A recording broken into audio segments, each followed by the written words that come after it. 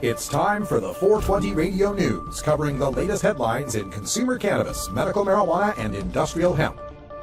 Transcripts of 420 Radio News are available daily on our website at 420radio.org.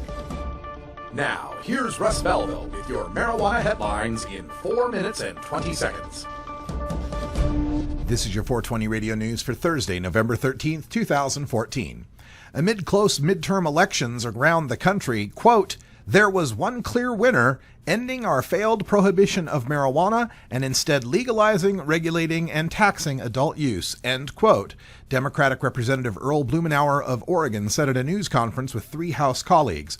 Republican Representative Dana Rohrabacher of California said he expects voters in his state would approve an initiative. Quote, my message to my fellow Republicans is wake up and see where the American people are, but also see what the fundamental principles are in this debate, end quote. Rohrabacher said, citing individual liberty, limited government, and doctors' freedom to make the best decisions for their patients.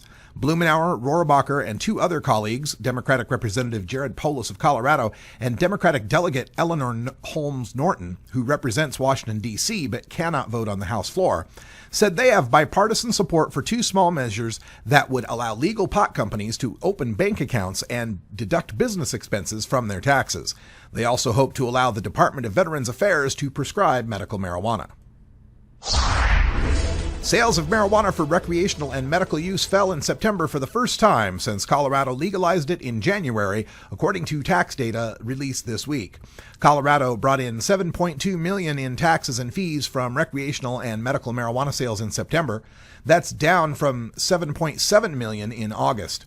Michael Elliott, executive director of the Marijuana Industry Group, attributed the drop in September to the lull in tourism that typically occurs between the summer and winter months in Colorado.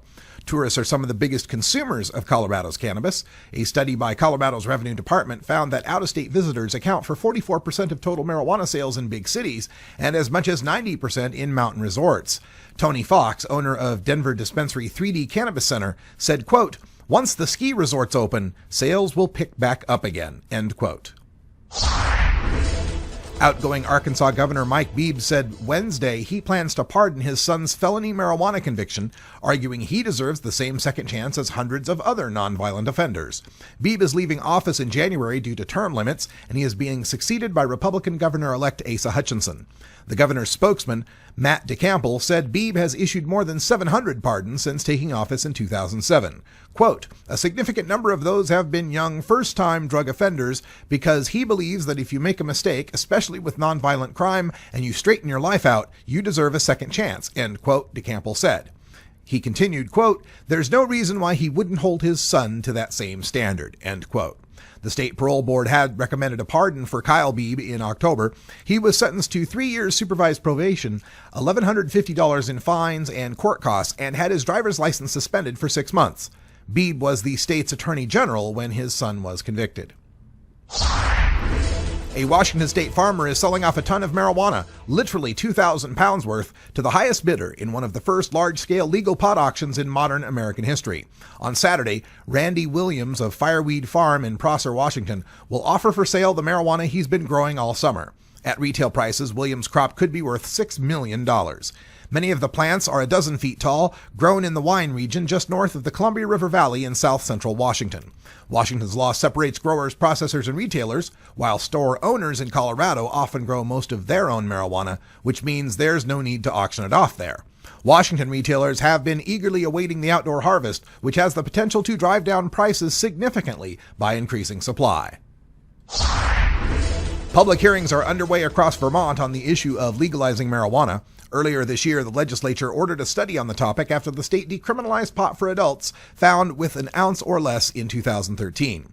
Bennington Chief of Police Paul Doucette is strongly against it as he's already having so many drug issues in the state. Quote, we can't control alcohol, he said. We can't control tobacco products. We don't want people under the age of 21 consuming alcohol. It's happening. We don't want people under 18 using tobacco. It's happening. End quote. Scott Staler, owner of Green Mountain Hydroponic, is for legalization, claiming that, quote, Vermont is pretty progressive and open-minded, end quote. This has been your 420 Radio News for Thursday, November 13th, 2014. I'm Russ Belville.